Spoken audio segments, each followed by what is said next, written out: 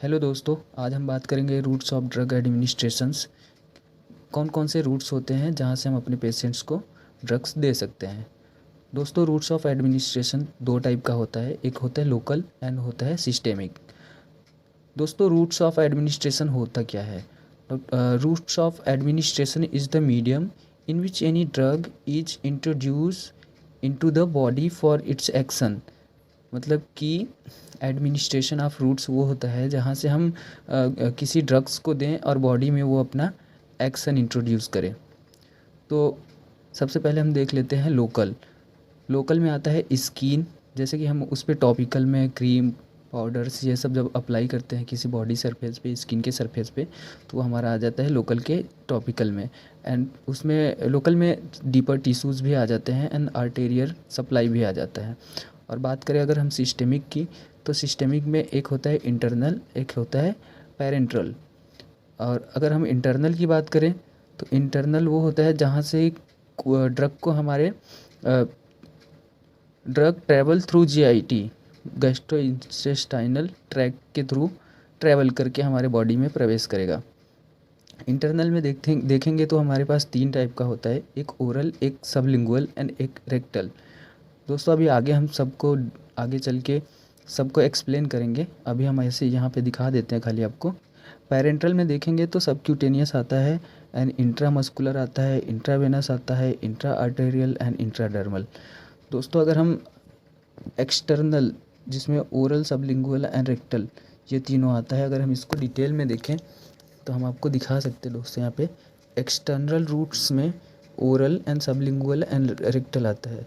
दोस्तों, oral roots में most common drug और एडमिनिस्ट्रेशन, जैसे कि हम जो मुंह से टैबलेट को खाते हैं सीधा, वो ओरल में आ जाता है। जैसे tablet, capsules and syrup, emulsion, ये सब हम डायरेक्टली मुंह से ही ले लेते हैं, तो इसको ओरल में रखा गया है। और sublingual routes involve tablet placed under the tongue, जो हम अपने टैबलेट को अपने जीभ के पास रखते हैं, वो सबलिंगुअल में आता है। एंड थर्ड होता है एक्सटर्नल में rectal unpleasant drug can be put into rectum. This routes can also use when the patient is having recurrent vomiting और अनकॉन्शियस। उस टाइम पे हम इस रूट्स का यूज करते हैं। और एग्जांपल के लिए हमारे पास कुछ ड्रग्स भी है, जैसे diazepam, indomethacin and paracetamol etcetera. ये सब दवाएं हम वहाँ से एडमिनिस्टर करा सकते हैं। और उसके बाद अगर हम पेरेंट्रल में देखें तो पेरेंट्रल में it refers to any routes of administration that when drug do not absorb via GI tract. मतलब बोल रहा है कि हम जो दवा हम जीआई ट्रैक के थ्रू नहीं दे सकते, उसको हम क्या करेंगे, पेरेंट्रल के थ्रू देंगे। अच्छा, पेरेंट्रल अगर हम देख रहे हैं तो पेरेंट्रल के हमें दो पॉइंट्स देखने पड़ेंगे, एक तो उसका एडवांटेज एंड सेकंड उसका डिसएडवांटेज। तो दोस्तों, पेरेंट्रल रूट्स के एडवांटेज क्या है? एडवांटेज इसका ये है कि इसका bio availability is 100% and rapid action, तुरंत एक्शन मिलेगा अगर हम ऐसे किसी पेशेंट को ड्रग दे रहे हैं तो। And useful for unconscious patient, अगर कोई अनकॉन्शियस में है और उसको हम ओरली ड्रग नहीं दे सकते तो उस टाइम पे हम पेरेंट्रल का यूज करेंगे। अगर इसका डिसएडवांटेज देखा जाए तो इट इज़ लेस सेफ़, ये कम सेफ़ होता है। And this method is expensive, ये काफ़ी महंगा होता है। एंड इट इज़ पेनफुल, ये बहुत ही पेनफुल होता है। फ़िलहाल मैंने तो बचपन में कभी इंजेक्शन नहीं लगवाया।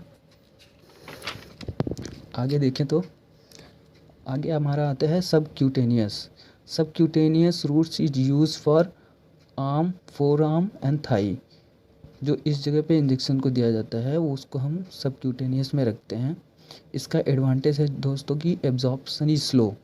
अगर हमको स्लो एब्जॉर्प्शन कराना है अपने किसी भी ड्रग का तो हम उसको सबक्यूटेनियस के थ्रू देंगे। और इसका एक और एडवांटेज है, इट इज़ हाइजेनिक, ये बहुत ही हाइजेनिक होता है। और इसका डिसएडवांटेज देखा जाए तो absorption is limited by blood flow.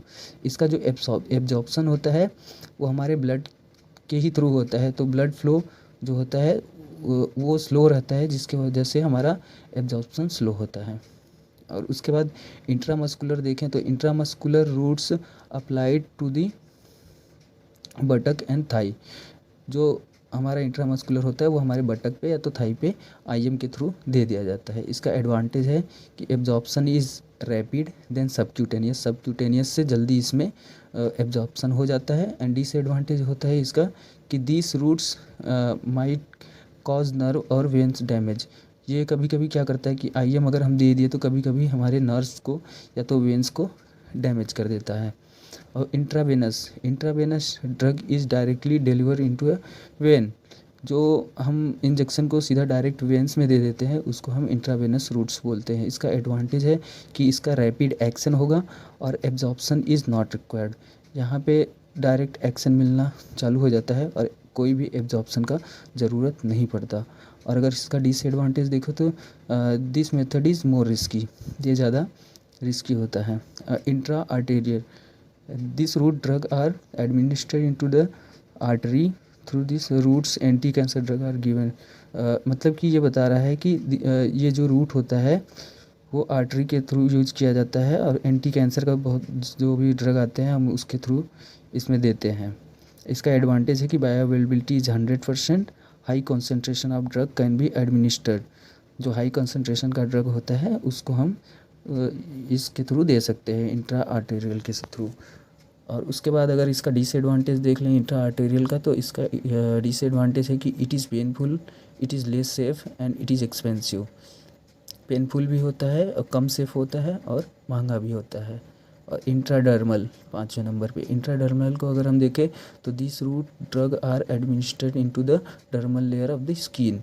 और ये डर्मल लेयर पे हम इसको एडमिनिस्टर करते हैं। एग्जाम्पल के लिए 0.1 ml solution is used, 0.1 ml का सोल्यूशन हम यूज करते हैं इंट्राडर्मल रूट्स में देने के लिए। इसका अगर एडवांटेज देखा जाए तो एडवांटेज स्लो एब्जॉर्प्शन। एग्जाम्पल के लिए ट्यूबरकुलोसिस एंड एलर्जिक टेस्ट के लिए हम इंट्राडर्मल का यूज करते हैं। अगर इसका डिसएडवांटेज देखा जाए तो it is expensive, amount of drug administration must be small. मतलब ये तो एक्सपेंसिव तो होता है और जो अमाउंट ऑफ ड्रग होता है हम यूज करते हैं वो स्मॉल से स्मॉल क्वांटिटी में होना चाहिए। थैंक यू दोस्तों, अगर आपको मेरा वीडियो अच्छा लगा हो तो इसको लाइक, सब्सक्राइब एंड शेयर ज़रूर करें।